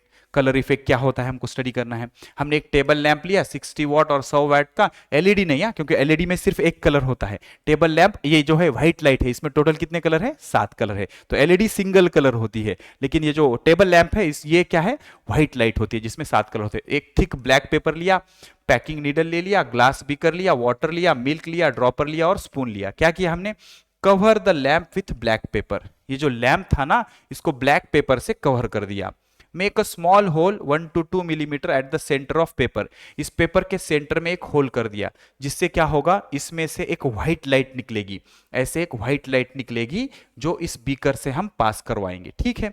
Place the beaker in front of hole. Hole के सामने क्या रखना है, बीकर रखना है। Observe the light from the front. यहां से ऑब्जर्व करना है और साइड से ऑब्जर्व करना है, यहां से और साइड से। जो साइड से ऑब्जर्व करेगा उसको ये कंटेनर ब्लू दिखेगा, और जो सामने से ऑब्जर्व करेगा उसको ये कंटेनर रेड दिखेगा। ये सेम लॉजिक है जो sky appears blue and sky appears reddish when sunset and sunrise में हो रहा था। ध्यान से सुनो। Add 2-3 drops of milk and stir, observe again. देखो ध्यान से सुनो, पहले तो क्लीन वाटर में ऑब्जर्व करना है एंड बाद में किस में ऑब्जर्व करना है, मिल्क ऐड करके ऑब्जर्व करना है। Blue light is seen from the side at 90 degree angle. जब साइड से देखेंगे तो ब्लू कलर दिखेगा। And reddish yellow light is seen in front, और सामने से देखेंगे तो कैसा कलर दिखेगा, रेड दिखेगा। कंक्लूजन क्या है, blue light scatter more than red light. Blue light सब तरफ स्कैटर हो जाएगी और रेड लाइट स्कैटर लीस्ट, सबसे कम कौन स्कैटर होगा, लाल कलर की लाइट। बहुत आसान है भाई। ये लैंप है, लैंप में से हमने एक व्हाइट बीम पास करवाई। जब हमने इसमें मिल्क ऐड नहीं किया तो सामने से भी कुछ नहीं दिखेगा और साइड से भी कुछ नहीं दिखेगा, क्योंकि ये क्लीन वाटर से जा रहा है। क्लीन वाटर में पार्टिकल नहीं है, पार्टिकल नहीं है तो स्कैटरिंग नहीं होगा। जो सामने से देखेगा उसको भी कुछ नहीं दिखेगा, जो साइड से देखेगा उसको भी कुछ नहीं दिखेगा। लेकिन जब हमने इसमें मिल्क ऐड कर दिया या छोटे से पार्टिकल्स ऐड कर दिए और सामने से देखा तो रेड दिखेगा, साइड से देखा तो ब्लू दिखेगा। ऐसा क्यों, क्योंकि जब व्हाइट लाइट जा रही है तो उसमें 7 कलर है। इस 7 कलर की ब्लू लाइट सब तरफ स्कैटर हो जाएगी, क्योंकि इसके अंदर अब पार्टिकल्स आ गए हैं। तो साइड से देखने वाले को ये ब्लू दिखेगा और सामने से देखने वाले को ये रेड दिखेगा, क्योंकि ब्लू लाइट सब तरफ फैल जाएगी, स्कैटर हो जाएगी, लेकिन रेड लाइट स्कैटर नहीं होगी, वो सीधा पास होगी। ठीक है, सिंपल सा एक्सपेरिमेंट था। आगे बढ़ते हैं। क्वेश्चन क्या बोल रहा है, instead of milk mix salt and sugar. दूध के जगह अगर हम नमक और शक्कर डालेंगे तो क्लीन वाटर जैसा ही इफेक्ट दिखेगा। क्यों, क्योंकि नमक और शक्कर पानी में घुल जाएंगे तो उसके पार्टिकल्स नहीं बनेंगे, स्कैटरिंग नहीं होगा। डिटर्जेंट पाउडर डालेंगे तो 7 कलर दिखेंगे, मतलब डिटर्जेंट पाउडर इनसॉल्युबल है। याद रखो, नमक सॉल्युबल है, शक्कर सॉल्युबल है, पानी में घुल जाएगा, पिघल जाएगा। दूध पानी में नहीं घुलेगा। और निरमा डालेंगे हम, डिटर्जेंट पाउडर डालेंगे, वो भी पानी में नहीं पिघलेगा। तो जो चीजें नहीं पिघलती है उसके पार्टिकल्स बनेंगे। पार्टिकल पे लाइट गिरने के बाद स्कैटरिंग होगी। तो स्कैटरिंग कब होगी, जब पानी में हम ऐसी चीजें डालेंगे जो पानी में पिघलती नहीं है, घुलती नहीं है, सॉल्युबल नहीं है। और अगर सॉल्युबल चीजें डालते हो तो स्कैटरिंग नहीं होगा, क्लीन वाटर जैसा ही इफेक्ट होगा। Observe whether the laser beam is seen. ध्यान से सुनो, salt and sugar solution beam not clearly visible. क्यों, पार्टिकल डिसॉल्व कंप्लीटली। पार्टिकल पूरी तरह से घुल जाएंगे तो स्कैटरिंग के लिए पार्टिकल्स अवेलेबल नहीं होंगे। लेकिन जो डिटर्जेंट सॉल्यूशन है ये पानी में पिघलता नहीं है, बिकम्स विजिबल। इसमें क्या होगा, लाइट की बीम विजिबल होगी क्योंकि इसमें पार्टिकल्स होते हैं, ये सॉल्यूबल नहीं है। आगे चलते हैं। Use your brain power. तुम्हारे पास जो दिमाग है ना, खोपड़ी में जो प्रोटीन है, उसको यूज करके कुछ आंसर्स बताने हैं। पहला सवाल क्या बोल रहा है, if more drops of milk are added the reddish colour become intense. Why. देखो बेटा, जब हम कंटेनर में ज्यादा मिल्क डालेंगे तो ज्यादा पार्टिकल्स आएंगे तो ज्यादा स्कैटरिंग होगा। तो स्कैटरिंग किसका होता है, ब्लू कलर का। तो सारा ब्लू कलर अंदर ही स्कैटर हो जाएगा और बाहर कौन पास होगा, रेड कलर। तो कौन सा कलर दिखेगा, रेडिश कलर दिखेगा। मोर मिल्क मींस मोर पार्टिकल। बहुत आसान है, मोर milk more particle causing greater scattering of blue light. सबसे ज्यादा कौन स्कैटर होता है, ब्लू लाइट होता है। अब ब्लू लाइट स्कैटर आवे, ब्लू लाइट फैल जाएगी चारों तरफ, रेड लाइट डोमिनेट्स, बचेगी कौन, लाल कलर की light, making it appear more intense. तो लाल कलर ज्यादा इंटेंस इसके कारण हो जाएगा। उसके बाद why does reddish colour disappear if too much of milk is added. अब बहुत सारा मिल्क डाल दिया तो लाल कलर भी स्कैटर हो जाएगा, क्योंकि इतने पार्टिकल्स आ जाएंगे कि लाल को भी स्कैटर करा देंगे और कुछ भी नहीं दिखेगा फिर। ओके, क्या बोल रहा है फिर, when too many particles are present, अगर बहुत ज्यादा दूध डाल दिया तुमने, ऑल कलर स्कैटर, भाई लाल कलर भी स्कैटर होता, बस ब्लू के कंपैरिजन में कम होता थोड़ा सा, ठीक है। उसके बाद and so no specific colour dominate, hence reddish colour is not seen, अब लाल कलर भी दिखाई नहीं देगा, आपने बहुत ज्यादा ही दूध डाल दिया तो लाल कलर भी दिखाई नहीं देगा। उसके बाद why does the sky appear blue, क्योंकि सन से व्हाइट लाइट निकलती है, व्हाइट लाइट में 7 कलर होते हैं, जब ये 7 कलर एटमॉस्फेयर में एंटर करते हैं, एटमॉस्फेयर में होते हैं छोटे छोटे गैस के पार्टिकल, तो ब्लू कलर सबसे ज्यादा स्कैटर होता है। तो जब हम ऊपर देखते हैं तो चारों तरफ जो ब्लू कलर स्कैटर हुआ है वही दिखाई देता है, जिसके कारण स्काई हमको ब्लू दिखता है।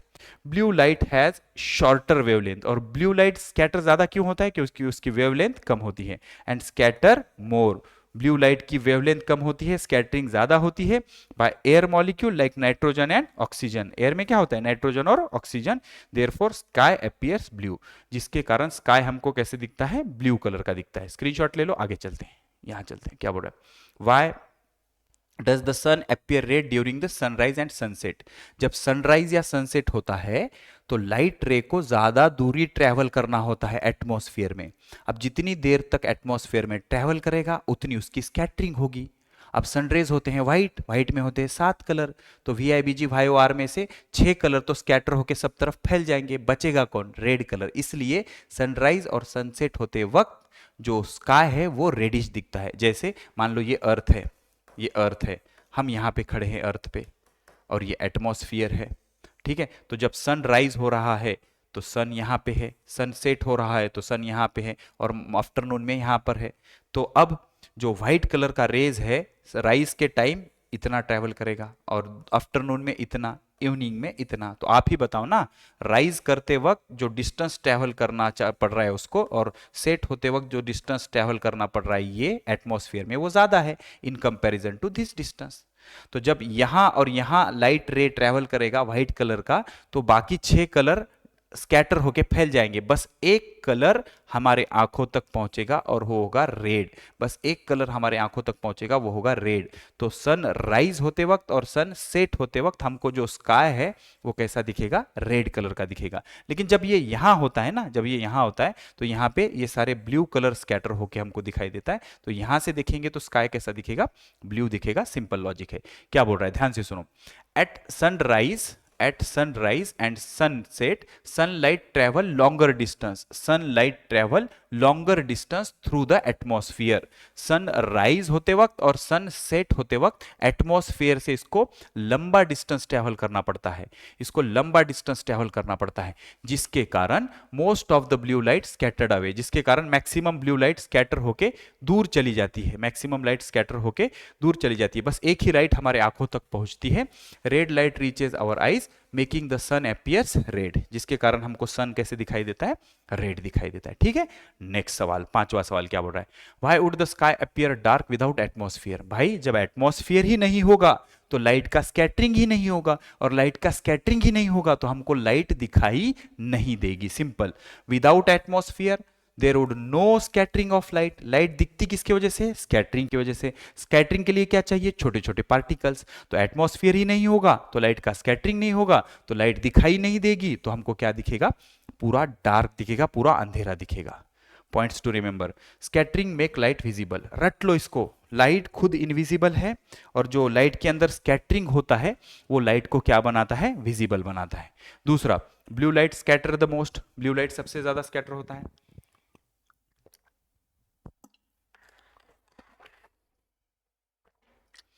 सबसे ज्यादा कौन स्कैटर होता है, ब्लू लाइट, क्यों, क्योंकि इसकी वेवलेंथ सबसे कम होती है, ब्लू लाइट की वेवलेंथ सबसे कम होती है, वैसे वायोलेट की सबसे कम होती है, लेकिन हमारे आंखों को इतना ज्यादा सेंसिटिविटी नहीं होती है वायोलेट लाइट की, इसलिए हम ब्लू बोलते हैं।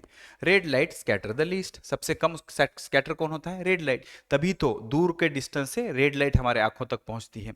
Dust, smoke and tiny particle cause scattering, छोटे छोटे पार्टिकल से क्या होता है, स्कैटरिंग होता है, बिना स्कैटरिंग के लाइट हमको दिखाई नहीं देगी। स्क्रीनशॉट ले लो, आगे चलते हैं, यहाँ चलते हैं, क्या बोल रहा है, व्हाट इज अ शैडो, बहुत इंटरेस्टिंग है, ध्यान से सुनो, ध्यान से सुनो, क्या होता है, ये हमने क्लास 6 में पढ़ा था, कि अगर हम देखो हो क्या रहा है, मैं आपको समझाता हूं। मान के चलो यहां पे एक स्क्रीन है। What is this? This is screen. ठीक है, अब मैंने क्या किया, यहां पे एक लाइट का सोर्स रखा, ये सोर्स ऑफ लाइट है। सही है सर, कोई दिक्कत नहीं। तो सोर्स ऑफ लाइट में से क्या होगा सर, लाइट पास होगी ऐसे, ये ऐसे लाइट पास होगी, ऐसे लाइट पास होगी, ऐसे लाइट पास होगी, ऐसे लाइट पास होगी। ठीक है, अब मैंने क्या किया, इन दोनों के बीच में क्या रख दिया, कांच रख दिया, ग्लास रख दिया, ग्लास। ठीक है सर, तो इन दोनों के बीच में ग्लास रखने से क्या फर्क पड़ेगा? कुछ भी फर्क नहीं पड़ेगा सर। क्यों? क्योंकि ग्लास एक ट्रांसपेरेंट मटेरियल है। ट्रांसपेरेंट मटेरियल मतलब जिसमें से लाइट आर पार जा सकती है, तो लाइट इससे चली जाएगी, स्क्रीन पे पूरी चमकती हुई चीजें दिखेंगी हमको। ठीक है, अब क्या करो, आप ग्लास को हटा दो, कांच को हटा दो, कांच को हटा दो, और कांच को हटा के यहां पे किसी आपके दोस्त को खड़े कर दो, एक पर्सन को खड़े कर दो यहां पे। जैसे ही आपने पर्सन को खड़े कर दिया, पर्सन क्या होता है बेटा, एक ओपेक मटेरियल होता है। ओपेक मतलब मेरे बॉडी के अंदर से लाइट पास होके आगे नहीं जा सकती। तो होगा क्या, जितने जगह में पर्सन खड़ा है उतनी जगह यहां पे अंधेरा हो जाएगा। जितने जगह में यहां पर्सन खड़ा है मोटा मोटा, उतने जगह पे यहां अंधेरा पहुंच जाएगा। मतलब उतने जगह में यहां पे लाइट पहुंचेगी क्या?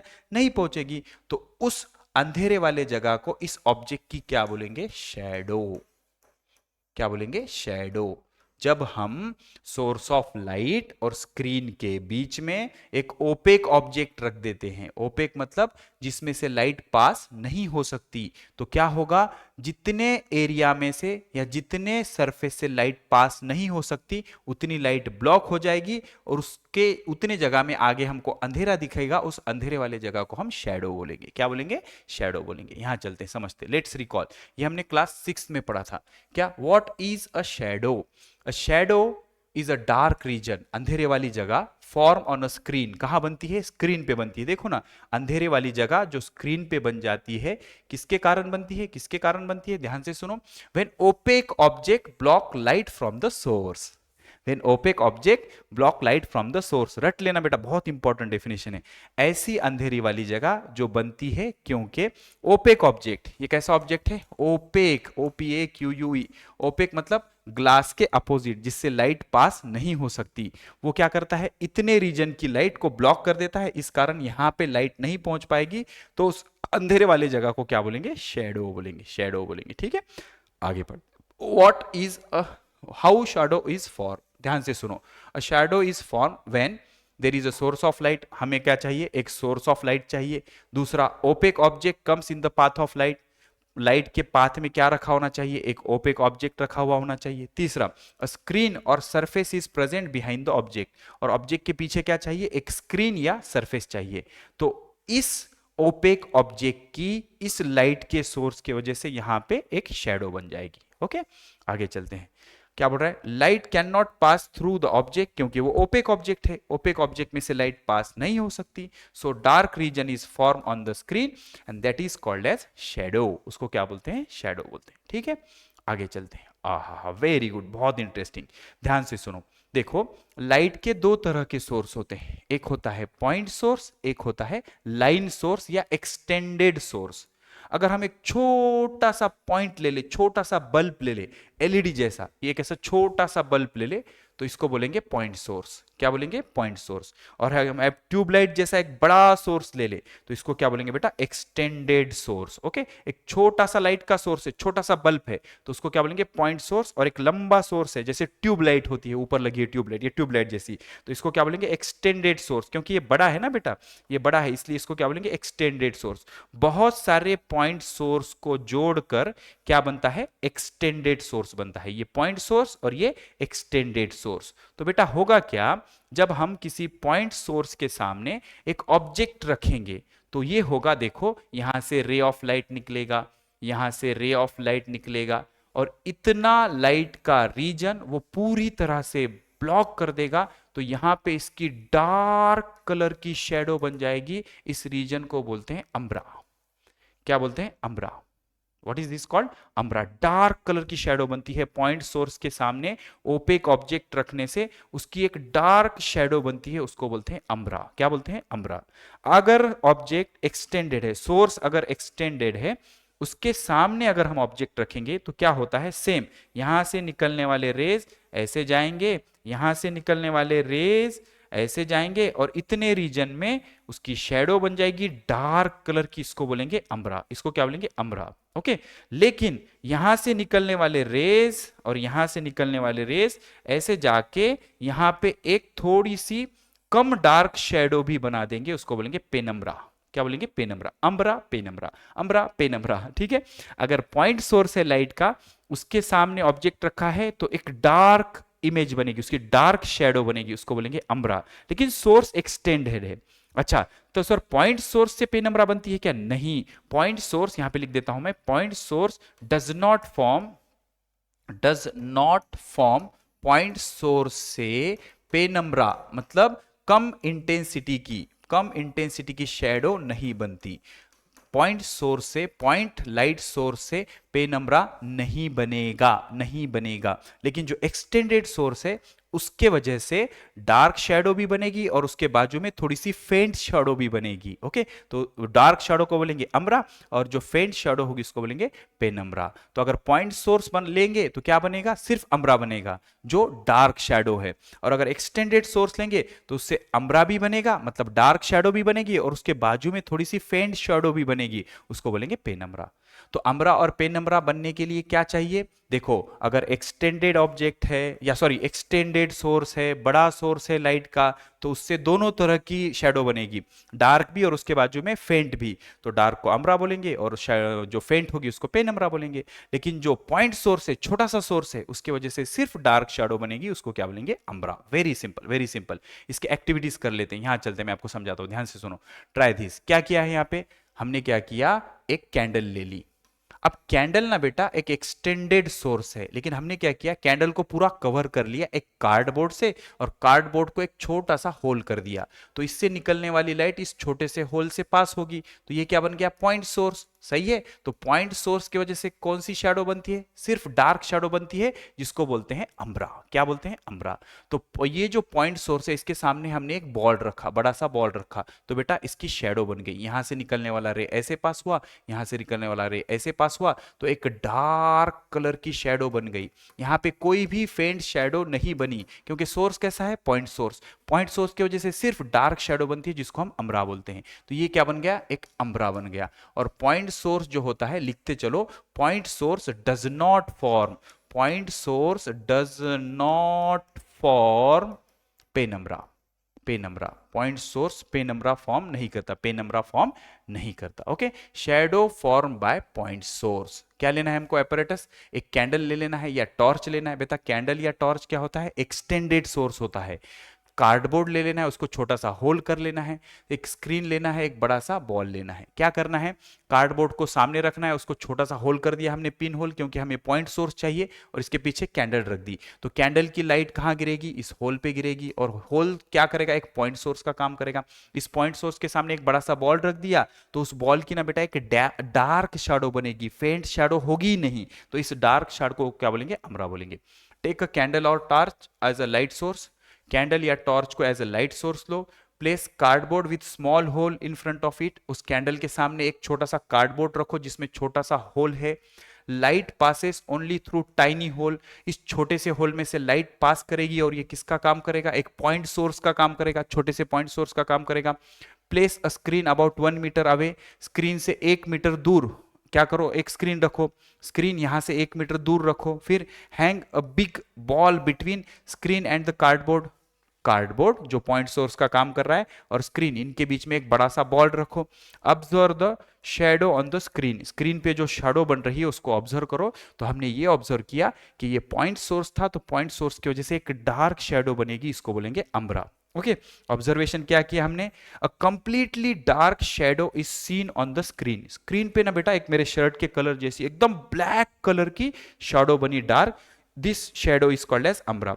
No faint region is observe, इसमें कोई भी फेंट रीजन ऑब्जर्व नहीं हुआ, क्योंकि सोर्स कैसा है, पॉइंट सोर्स है। तो कंक्लूजन ये निकला कि a point source produce only one dark shadow, this is called as umbra.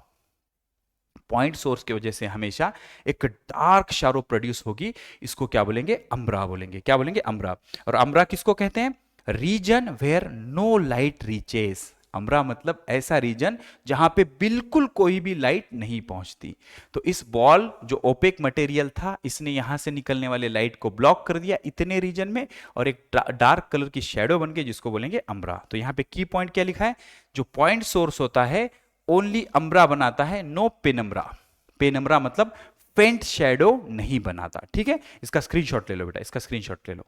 Simple सा लॉजिक है, पॉइंट सोर्स से निकलने वाली लाइट जब किसी ओपेक मटेरियल पे गिरेगी तो एक डार्क शैडो बनाएगी, कोई फेंट शैडो नहीं बनाएगी। तो उस डार्क शैडो को बोला जाता है अम्ब्रा। अम्ब्रा मतलब ऐसा रीजन जहां पे कोई भी लाइट रीच नहीं होती। अब पेनम्ब्रा मतलब जहां पे थोड़ी थोड़ी लाइट रीच करती है, तो शैडो भी कैसा बनेगा, फेंट बनेगा, इतना डार्क नहीं बनेगा, उसको क्या बोलेंगे, पेनम्ब्रा बोलेंगे। और पेनम्ब्रा कौन बनाता है, एक्सटेंडेड सोर्स।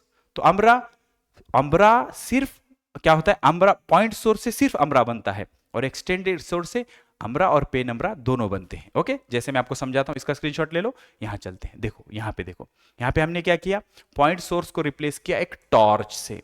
अब टॉर्च कैसा है, एक्सटेंडेड ऑब्जेक्ट है। तो एक्सटेंडेड ऑब्जेक्ट के सामने, sorry extended source, I am really sorry, extended source of light है टॉर्च। क्या है, एक्सटेंडेड सोर्स ऑफ लाइट है। तो एक्सटेंडेड सोर्स के सामने अगर हम एक बड़ा सा बॉल रखेंगे तो क्या होगा, सेंटर में एक डार्क कलर का रीजन मिलेगा, डार्क कलर की शेडो मिलेगी, उसको बोलेंगे अम्ब्रा। और उसके बाजू में ना बेटा, ये जो रीजन होगा ये एक फेंट शेडो मिलेगी, इसको बोलेंगे पेनम्ब्रा। पेनम्ब्रा सही है, उसको क्या बोलेंगे, पेनम्ब्रा। तो जो एक्सटेंडेड सोर्स ऑफ लाइट होता है वो डार्क शैडो के साथ साथ फेंट शैडो भी बनाता है। तो डार्क शैडो को बोलेंगे अम्ब्रा और फेंट शैडो को बोलेंगे पेनम्ब्रा। क्या बोल रहा है, व्हाट चेंजेस इज मेड, देखो the cardboard and pin hole is removed. Cardboard और पिन होल को हटा दिया, तो अब पॉइंट सोर्स रहा क्या, वो नहीं, क्या हो गया, light source become extended. Light source क्या बन गया, अब एक्सटेंडेड बन गया, बहुत सारे पॉइंट्स आ गए ना, तो लाइट सोर्स क्या बन गया, अब एक्सटेंडेड बन गया। पहले क्या था, सिर्फ पॉइंट सोर्स था, एक ही पॉइंट था, तो सिर्फ अम्ब्रा बन रहा था, लेकिन अब क्या हो गया, एक्सटेंडेड सोर्स हो गया। तो ऑब्जर्वेशन क्या हुआ, दो रीजन मिल गए, अब दो तरह के रीजन दिख रहे हैं। एक रीजन जिसमें बहुत डार्क कलर है, कोई भी लाइट नहीं पहुंच रही है, उसको बोलेंगे अम्ब्रा। और उस अम्ब्रा के बाजू में एक फेंट शैडो है, फेंट रीजन मिला और एक डार्क रीजन मिला। तो कंक्लूजन ये निकला कि extended source form two parts of shadow. Extended source दो तरह के शैडो बनाता है, एक completely dark region which is at the centre called as umbra, and एक पेनम्ब्रा। पेनम्ब्रा क्या होता है, पार्शियली डार्क फेंट पार्ट, एक डार्क शैडो अम्ब्रा, एक फेंट शैडो पेनम्ब्रा। तो डेफिनेशन क्या होती है, डेफिनेशन ये होती है कि अम्ब्रा ऐसा रीजन है, region where light from the source completely block.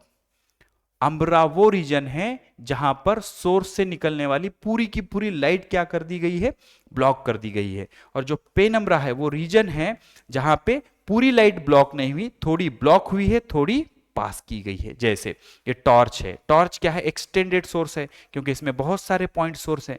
तो एक्सटेंडेड सोर्स के आगे अगर हमने एक ओपेक मटेरियल रखा, तो इस ओपेक मटेरियल ने क्या किया, सेंटर की पूरी लाइट ब्लॉक कर दी और क्या बनाया, अम्ब्रा।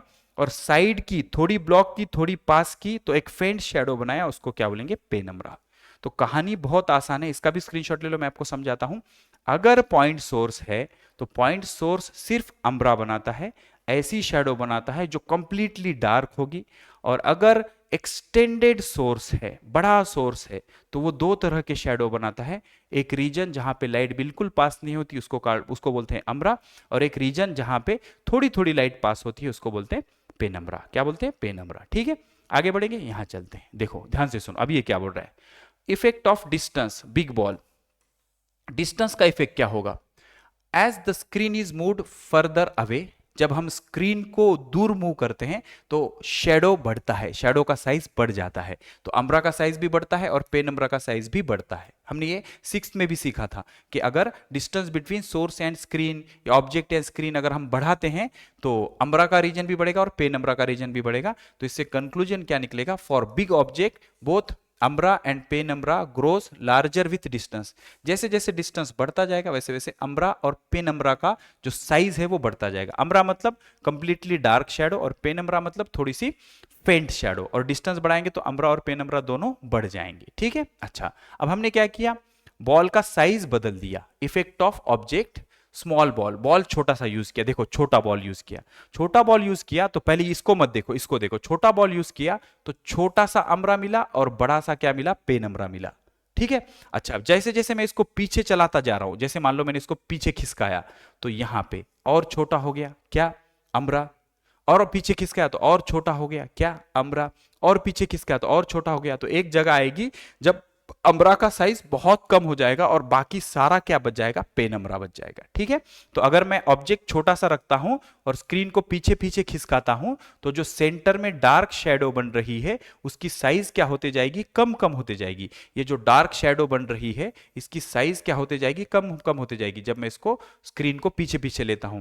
और डार्क शेडो की साइज कम होती जाएगी और फेंट शेडो की साइज बढ़ती जाएगी। किसके लिए, स्मॉलर ऑब्जेक्ट के लिए। लेकिन लार्जर ऑब्जेक्ट के लिए क्या होता, अमरा और पेनम्रा दोनों का साइज बढ़ता जा रहा था। लेकिन स्मॉलर ऑब्जेक्ट, किससे स्मॉलर, इस सोर्स से स्मॉलर ऑब्जेक्ट अगर आप यूज करते हो तो उसकी कहानी क्या होगी, स्क्रीन को पीछे खिसकाओगे तो ये जो डार्क शैडो है इसका साइज कम होता जाएगा और फेंट शैडो का साइज बढ़ता जाएगा। मतलब अमरा कम होता जाएगा और पेनम्रा बढ़ता जाएगा। Replace big ball with smaller ball, बड़े बॉल को छोटे बॉल से रिप्लेस किया। Keep light source and ball fix, light source और बॉल को क्या रखो, फिक्स करो और स्क्रीन को धीरे धीरे धीरे पीछे सरकाओ। तो ये जो अमरा है, move the screen slowly away. Observation क्या, अमरा बिकम स्मॉलर एंड स्मॉलर। जैसे ही हम स्क्रीन को पीछे पीछे पीछे चलाएंगे ये जो अमरा का साइज है, मतलब डार्क शैडो का साइज धीरे धीरे क्या होता जाएगा, कम होता जाएगा।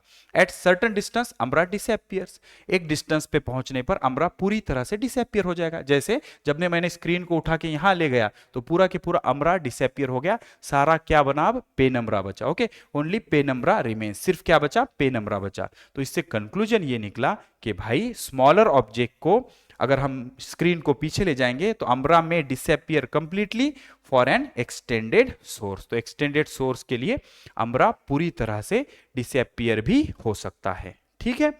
तो moral of the story is, आपको ये चीजें समझ में आ जानी चाहिए। यहां चलते हैं क्या बोल रहा है, समझते हैं। इंपॉर्टेंट समरी, अगर पॉइंट सोर्स है तो सिर्फ अमरा बनेगा, डार्क शैडो बनेगी, सिर्फ अमरा बनेगा। अच्छा, एक्सटेंडेड सोर्स है तो दोनों बनेंगे, अमरा और पेनम्रा।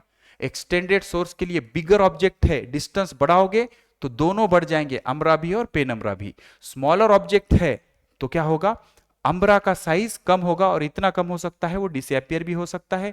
Shadow size increases when the screen is move away, shadow का साइज बढ़ता जाएगा जब दोनों के बीच का डिस्टेंस क्या हो जाएगा, बढ़ जाएगा। ठीक है। तो सिंपल सी चीज है, अच्छे से समझ लेना इसको। क्या बोल रहा है देखो बेटा, सिंपल बातें हैं, समझा देता हूं मैं आपको। अगर हम पॉइंट सोर्स यूज कर रहे हैं तो बड़े ऑब्जेक्ट का एक डार्क इमेज मिलेगा, डार्क शैडो मिलेगा, उसको बोलेंगे अम्ब्रा। और अगर हम एक्सटेंडेड सोर्स यूज कर रहे हैं तो बड़े ऑब्जेक्ट का एक डार्क शैडो मिलेगा, एक फेंट शैडो मिलेगा। डार्क शैडो को अम्ब्रा बोलेंगे, फेंट शैडो को पेनम्ब्रा बोलेंगे। अब ये ऑब्जेक्ट को अगर मैं दूर ले जाता हूं तो अम्ब्रा का साइज भी बढ़ेगा और पेनम्ब्रा का साइज भी बढ़ेगा। और अगर ऑब्जेक्ट को मैं छोटा कर देता हूं और फिर दूर ले जाता हूं तो अम्ब्रा का साइज छोटा हो जाएगा, पेनम्ब्रा बढ़ जाएगा। अब इतने दूर भी ले जा सकता हूं मैं जहां पे अम्ब्रा पूरी तरह से गायब हो जाएगा। जैसे कि यहां देखो, ये क्या बता रहा है, पॉइंट ऑब्जेक्ट से सिर्फ डार्क इमेज बनती है जिसको अम्ब्रा कहते हैं। ठीक है। और जो एक्सटेंडेड सोर्स है, सॉरी पॉइंट सोर्स से, सॉरी बेटा मैं ऑब्जेक्ट बोल रहा हूं, पॉइंट सोर्स से सिर्फ डार्क अम्ब्रा बनेगा, डार्क इमेज बनेगी, डार्क शैडो बनेगी। और जो एक्सटेंडेड सोर्स होगा उससे डार्क शैडो भी बनेगी और फेंट शैडो भी बनेगी, अम्ब्रा भी बनेगा और पेनम्ब्रा भी बनेगा। अच्छा, अगर मैं डिस्टेंस बढ़ाऊंगा, सेपरेशन बढ़ाऊंगा तो पेनम्ब्रा अम्ब्रा दोनों बढ़ते जाएंगे बड़े ऑब्जेक्ट के लिए। लेकिन ऑब्जेक्ट अगर छोटा होगा और मैं डिस्टेंस बढ़ाऊंगा तो अम्ब्रा का साइज कम होता जाएगा और एक जगह ऐसी आएगी जहां पे पूरा अम्ब्रा क्या हो जाएगा, गायब हो जाएगा, पूरे के पूरा अम्ब्रा डिसअपियर हो जाएगा। ठीक है। कितना टाइम हो गया, 1 घंटा 13 मिनट। टॉपिक कितना बाकी है भाई देख लेता हूं मैं। वैसे तो ताकत है अपने आग में, अभी भी कंटिन्यू कर सकते हैं अपन, लेकिन समझ लेते हैं क्या हम कंटिन्यू कर सकते हैं। ठीक है ना।